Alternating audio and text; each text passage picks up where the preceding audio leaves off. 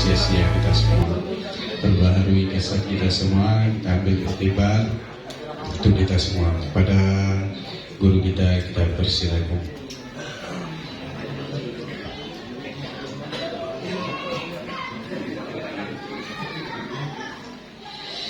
Bismillahirrahmanirrahim.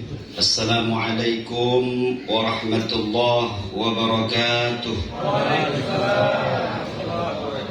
Alhamdulillahi rabbil alamin, wassalatu wassalamu ala asyrafil anbiya wal mursalin wa ala alihi wa man tabi'ahu wa mawalah, amma ba'du.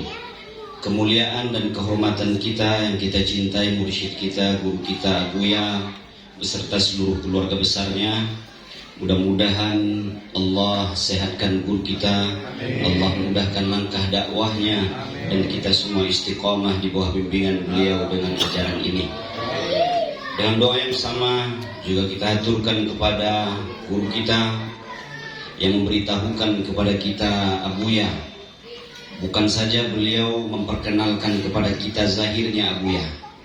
Kalau zahir Abuya semua orang bisa kenal, semua orang bisa lihat.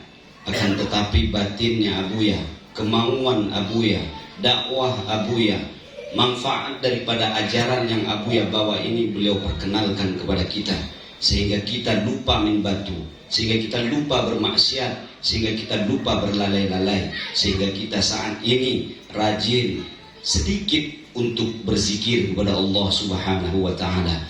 Mudah-mudahan guru kita Wali Nanggro Jakarta Allah istiqomahkan untuk membawa kita.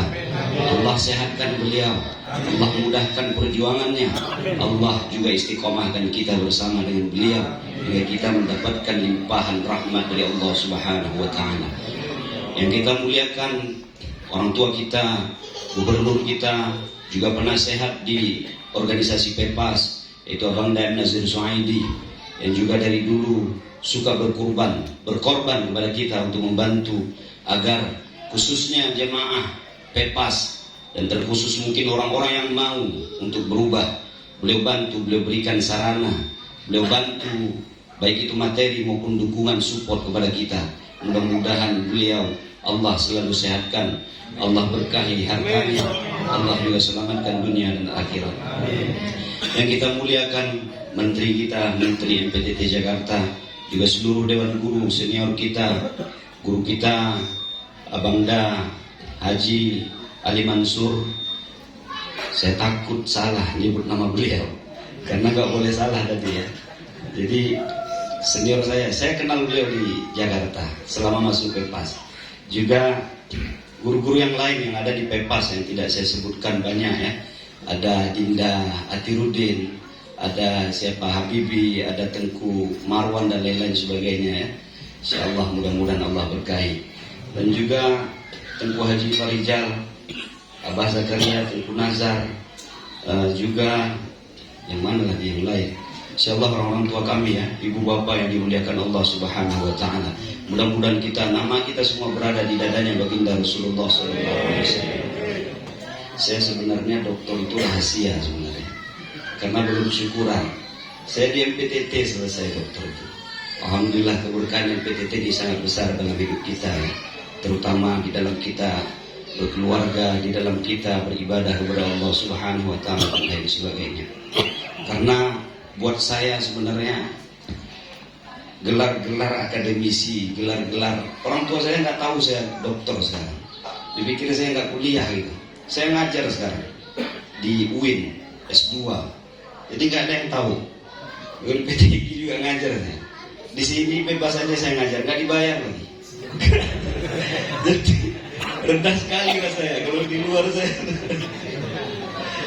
Jadi alhamdulillah ya. Alhamdulillah MPTT ini merubah pandangan batin. Merubah pandangan batin sehingga tiada yang lebih mulia kecuali kita dekat dengan guru.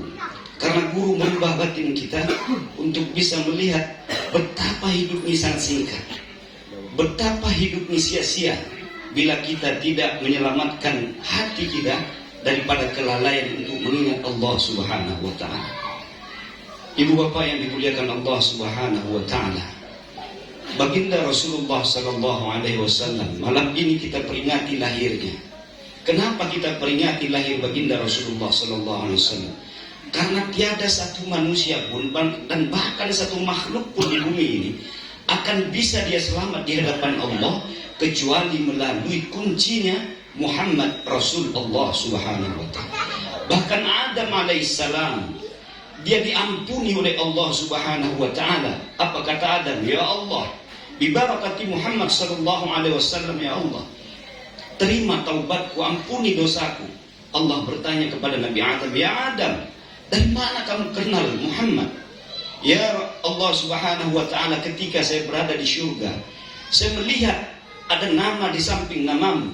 Maka sungguh tiada mulia seorang nama, sebuah nama yang berada di samping namamu ya Allah, kecuali itu adalah kekasihmu. Bagaimana kita, seorang manusia yang Allah ciptakan hanya untuk kenal kepadanya, hanya untuk beribadah kepadanya, sehingga kita lupakan baginda Rasulullah Sallallahu Alaihi Wasallam. Saya tahu kita masyarakat Aceh tidak mudah digoyang, tapi kita perlu ingatkan kepada anak-anak kita yang ini.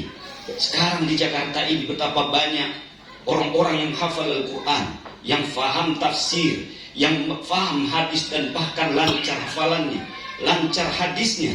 Dia katakan maulid ini sesat. Dia katakan maulid ini tidak ada pada zaman Nabi. Bagaimana anak-anak kita menghadapi orang-orang seperti itu kalau kita tidak tanamkan kecintaan kepada anak-anak kita dari sekarang kepada baginda Rasulullah Sallallahu Alaihi Wasallam? Saudaraku yang dimuliakan Allah Subhanahu Wa Taala, saya dulu berpikir cinta kepada Rasulullah hanya dengan mengamalkan salawat 73 kali setiap hari. Saya dulu berpikir cinta kepada baginda Rasulullah Sallallahu Alaihi Wasallam adalah dengan menyumbang sebanyak-banyaknya untuk mengadakan maulid. Saya dulu juga berpikir cinta kepada Rasulullah adalah dengan mengundang anak yatim, membagikan sedekah kepadanya. Tapi jauh di belakang itu semua, kecintaan kita kepada Rasulullah tiada artinya bila kita tidak mengikuti Rasulullah secara kafah, secara sempurna. Kita mungkin tidak bisa mengikuti akhlaknya Rasul, karena Allah katakan di dalam Al-Quran, wa innaka la'ala khuluqin 'azim, bahwa Rasul berakhlak dengan akhlaknya Al-Quran. Gak mungkin kita berakhlak dengan akhlak Al-Quran. Pada saat ini saja kita berada di hadapan seorang guru, kita bisa mungkin tidak berakhlak. Zahir boleh kita bisa berakhlak, akan tetapi hati kita ada yang kepengen merokok di luar, ada yang pengen pulang, ada yang pengen telat sekali acaranya, besok saya telat bangun dan lain sebagainya. Bagaimana kecintaan kita kepada Rasulullah? Dunia saja kita bandingkan dengan kecintaan itu kepada Rasulullah Sallallahu Alaihi Wasallam.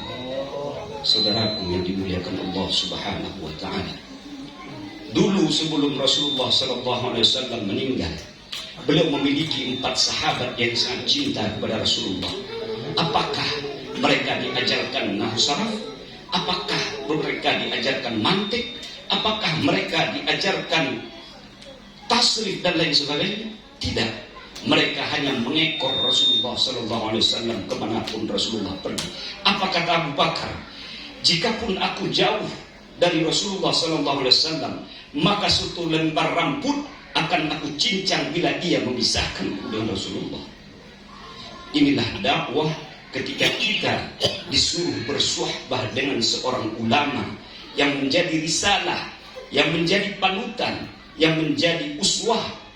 Kata Nabi sebelum meninggal, sebelum dipanggil oleh Allah Subhanahu Wa Taala, bahkan sebelum Nabi Muhammad Sallallahu Alaihi Wasallam dipanggil oleh Allah, keluar ayat wala taqulu liman yuqtalu fi sabilillahi amwat. Jangan pernah kalian katakan bahwa Rasulullah itu mati. Jangan pernah kalian katakan bahwa Rasulullah itu meninggal. Walakin la tash'urun, karena kalian tidak memahami. Maka Nabi bongkar rahasia Allah itu dengan dalilnya, al-ulama warathatul anbiya. Apakah Rasul sudah tiada saat ini? Jika kita katakan Rasul sudah tiada, maka sungguh kita telah melanggar apa yang dikatakan oleh Allah Subhanahu Wa Taala. Jadi mengikut seorang ulama adalah bukti kecintaan kita kepada baginda Rasulullah Sallallahu Alaihi Wasallam. Saya telat kenal ini, kenal MPTT ini telat saya kenal. Rasulullah Sallallahu Alaihi Wasallam tidak hanya meninggalkan Al-Quran dan Sunnah. Ada satu dalil yang disembunyikan oleh kaum Oriental. Ada satu dalil yang disembunyikan oleh kaum liberal. Ada dua hadis yang sangat saling berhubungan. Yang sama perawinya rawahu Muslim. Apa kata hadisnya? Taraktu fikum amrayni in tamassaktum bihima lan tadillu bihima, kitabullah wa sunnati rasulih. Kata Rasul, aku tinggalkan kepada umatku dua saja. Yang pertama Al-Quran As-Sunnah. Al-Quran As-Sunnah ini oleh tafsir Jalalain, tafsir Abdul Qadir Jailani. Saya tafsirnya dikasih oleh Abangda Kalimuddin. Di situ dikatakan bahwa Al-Quran dan Sunnah disebut dengan risalah. Dan bahkan jauh sebelum saya baca itu sudah dikatakan oleh Wali Nagoro Jakarta. Dari mana beliau tahu itu adalah risalah? Tapi ternyata benar Al-Quran dan Sunnah adalah risalah yang akan membentuk lahir kita, agar lahir kita ini ittiba' kepada Rasulullah sesuai dengan sunnahnya. Bagaimana ruku', bagaimana sujud, bagaimana i'tidal, bagaimana tahsyahud, bagaimana puasa, bagaimana zakat. Al-Quran dan Sunnah membimbing kita. Tapi satu hadis yang jarang kita baca, taraktu fikum amrayni kitabullah wa ahlul bait. Aku tinggalkan dua kepada kalian, wahai umatku. Yang pertama risalah Al-Quran dan Sunnah, dan yang kedua adalah ahlul bait. Oleh Quraisy Shihab ditafsirkan dua. Ahlul bait yang pertama adalah nasab. Nasab ini habaib. Kita harus cinta kepada habaib, turunan-turunan Rasulullah. Kita tidak cinta sifatnya yang jelek, tapi kita mencintai zat darahnya yang mengalir darah Rasulullah SAW. Ada yang kedua, saudaraku, kita bukan ahlul bait, kita bukan nasab Rasulullah, tapi Allah janjikan kepada kita satu saja jalurnya. Apa itu? Yaitu jalurnya sanad. Sanad inilah yang dikatakan oleh Quraisy yang diberikan dengan nur nubuwah, cahaya kenabian yang Nabi berikan kepada para sahabat, yang sekarang sahabat berikan kepada al-ulama warathatul anbiya. Al-Quran dan Sunnah hanya bisa membentuk lahir kita bagaimana berhubungan dengan Allah. Lalu sanggupkah lahir kita berhubungan dengan Allah? Tidak sanggup. Karena lahir ini muhadath, karena lahir ini adalah najis, tidak bisa berhubungan dengan Allah yang maha suci, yang maha kudusiyah. Yang bisa berhubungan dengan Allah hanya ada di dalam batin kita, yaitu qalbu, atau disebut juga dengan sadru, atau disebut juga dengan fuadu. Innamal fuadu, kata Allah di dalam Al-Quran, latih batinmu agar batinmu mendapatkan cahaya, karena batinmu itulah yang bisa berhubungan dengan Allah Subhanahu wa ta'ala. Satu yang sangat fenomenal baginda Rasulullah bawa di dalam alam ini, yakni untuk merubah akhlak manusia. Akhlak bukan dari ilmu, saudaraku. Saya juga berakhlak dulunya ketika saya berada di hadapan para jamaah khutbah, jamaah Jumat. Tapi ketika saya pulang khutbah Jumat, apakah khutbah saya terapkan? Tidak. Karena kenapa? Karena khutbah saya hanya berada pada akal saya, akan tetapi tidak merasuk ke dalam kalbu saya, tidak percaya apa yang saya ucapkan, sehingga Allah hanya ada pada akal saya. Ketika segala sesuatu yang berhubungan dengan kepentingan dan keuntungan saya, maka saya lemparkan ayat dan hadis itu keluar. Saya berjalan hanya dengan nafsu saya. Bagaimana hati kita ketika hati kita tidak pernah terbimbing untuk bisa dekat dengan Allah, sedangkan hanya hati yang bisa berhubungan dengan Allah. Maka untuk membimbing hati tidak mudah, saudaraku. Untuk membimbing hati tidaklah seperti untuk melaksanakan sholat lahir Allahu Akbar, Allahu Akbar. Tidak. Untuk membersihkan hati hanya dengan pemilik hati ini. Siapakah pemilik hati? Allah Subhanahu wa ta'ala. Kata Allah, fa in lam takun ma'allah kun ma'allah. Jika kamu tidak bisa bersama dengan Allah, maka dekati orang yang telah bersama dengan Allah. Atau mungkin kita juga berpikir kita sudah bersama dengan Allah. Na'udzubillah min dzalik. Karena orang telah bersama dengan Allah terlihat pada zahirnya. Dia akan datang dengan Rabbul Alamin. Dia akan menjadi rahmat bagi orang yang berada di sampingnya. Kalau masih ada orang yang tidak tentram berada di sampingnya, maka cepat-cepatlah qad aflaha man zakkaha, bersihkan hatimu, karena hatimu satu-satunya nanti ketika menyelamatkan kamu di hadapan Allah Subhanahu wa ta'ala. Maka MPTT, saya sangat sebenarnya nggak ada untungnya buat MPTT untuk mengajak saudara. Ada atau tidak ada saudara, tidak ada untungnya di MPTT.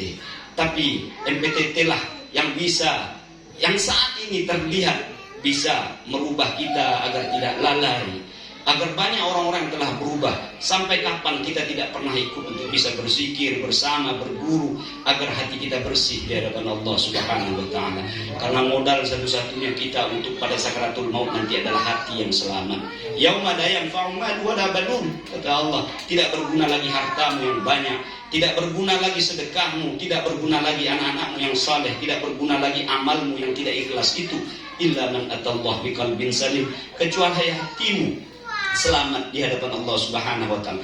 Hati, kalau selama hidup kita tidak pernah kita berzikir la ilaha illallah, kalau hati selama hidup kita tidak pernah kita bina untuk mengucapkan kalimat Allah Allah Allah, karena orang mati matan nas wa ma'asyabihi, orang mati sesuai dengan hidupnya. Kalau selama hidupnya mengukur tanah, maka ketika mati dia akan mengukur tanah. Kalau selama hidupnya dia hanya main batu, maka ketika mati balak 6 katanya. Jadi kalau orang selama hidupnya, apa selama hidupnya yang ia perbuat, kalau ketika mati itulah yang akan mati, yang akan ia lakukan ketika sakaratul maut. Capek pun, lita mungkin Tengku Mansur mentalkinkan la ilaha illallah, tidak balak 6 katanya lagi. Jadi selama hidup kita maka biasakanlah untuk berzikir kepada Allah Subhanahu wa ta'ala. Tapi ingat, ada zikir khas, ada zikir am. Jadi zikir khas ini zikir yang bersambung kepada Allah, kepada Rasulullah SAW. Ada zikir am, zikir yang tidak bersambung sampai pada Rasulullah, tapi dia ijazahnya am namanya. Yang khas ini cepat, kayak orang mau pergi ketemu dengan presiden, dia lewat dengan orang paling dekat presiden, dia akan sampai langsung. Kalau yang am ini kayak kita kirim proposal ke departemen, jadi bertumpuk sebagai ini, dibakar, kok nggak masuk-masuk proposal kita, ternyata kita tidak melalui jalur yang khusus. Kullu ummatin dakhalal jannah, kata Rasulullah sallallahu alaihi wasallam, setiap umatku akan masuk surga, ada ujungnya, illa man aba. Banyak di antara kita berpikir, oh enggak apa-apa, kita kan yang penting umat Nabi Muhammad nanti dibakar masuk neraka, nanti masuk surga. Tidak, illa man aba, kata Rasulullah sallallahu alaihi wasallam, kecuali orang yang mau kepadaku, orang yang mau melaksanakan kauliku, orang yang mau melaksanakan fi'liku, orang yang mau melaksanakan takrirku, orang yang mau bermuamalah hatinya sama dengan muamalah hatiku. Ya, bagaimana muamalah hati Rasulullah? Hati Rasulullah selalu hudur di hadapan Allah Subhanahu wa ta'ala. Inilah yang dibawa oleh PTT agar hati kita selamat. Wali tidak ingin kita kemari agar beliau kaya, tidak. Wali tidak mau kita kemari agar mengangkat beliau ditandu dia semua, enggak. Yang ada uangnya habis, kata Haji Perijal tadi. Yang ada orang yang ngutang, banyak orang ngutang enggak bayar sama dia. Sampai sekarang pun apapun yang diperlakukan di MPTT bukan untuk dirinya, tapi agar dia cinta kepada Pepas ini, dia cinta kepada orang Keluman, dia cinta kepada orang maupun haji, agar kita semua selamat. Karena tiada jalan lagi, kita nggak ada yang apa kita bawa nanti ketika kita mati. MPTT bukan buat kita pesimis, tidak. Tapi MPTT mengajarkan kita selama hidup kita agar hati kita selalu hudur di hadapan Allah melalui bantuan seorang mursyid guru yang telah bersama dengan Allah Subhanahu wa ta'ala. Kalaupun ada guru yang bersama dengan Allah yang kalian inginkan, maka kami tidak memaksa juga harus bersama dengan Abuya. Akan tetapi marilah sama-sama kita bersama dalam kebaikan agar hati kita selamat di hadapan Allah Subhanahu wa ta'ala. Malam ini keberkahan pesan Maulid adalah ikutilah Rasulullah secara kafah. Tidak hanya lahirnya Rasulullah, akan tetapi hatinya juga diikuti. Saya tutup kajian malam ini dengan satu syair yang sangat bagus sekali. Insyaallah mudah-mudahan menggugah hati saudara-saudara. Bismillahirrahmanirrahim. Ini ungkapan cinta. Tulisan ini untuk yang suka karena mereka ingin bersama. Yang tidak suka tidak mengapa, janganlah kita menambah dosa. Belajar agama tidak dipaksa bagi yang mau untuk dirinya. Begitu pesan guru yang mulia yaitu Abuya, kita semua bersaudara. Nasihat indah selalu ada, yang tidak suka tetap dicinta. Begitu mulia ajarannya supaya hati dapat cahaya. Tugas kita hanya mengajak bagi yang rela membuka dada. Hidayah dan petunjuk ada padanya Allah sebagai penguasa alam semesta. Ampun dan maaf untuk semua atas segala salah dan dosa. Tulisan ini adalah sebagai ungkapan cinta kepada saudara, pengganti kita bertatap muka. Bagi yang suka janganlah ria, karena kita bukan siapa-siapa. Guru berpesan kepada kita, tempatkan diri di dalam lumpur yang hina. Allah Ta'ala yang maha mulia, orang beriman patuh padanya. Siapa yang ingkar akan perintahnya, rugilah diri selama-lama. Wahai saudara sahabat semua, patuhilah Allah yang maha esa sebagai bekal hidup bahagia di akhir kelak yang kekal bakal. Dunia ini tempat sementara, kadang kita dibawa lupa pesan Syekhuna Abuya kepada kita, jadilah kalian murid yang takwa. Wahai saudara yang Allah cinta, tulisan ini tidak sempurna, keliru dan salah pastilah ada, yang menulis pun banyak dosanya. Terakhir goresan ini, lupakan semua jika tidak berguna. Wallahu a'lam bishawab, daripada guru kita yang tercinta Wali Nangro Jakarta. Wallahu muwaffiq ila aqwamit thariq. Wassalamualaikum warahmatullahi wabarakatuh.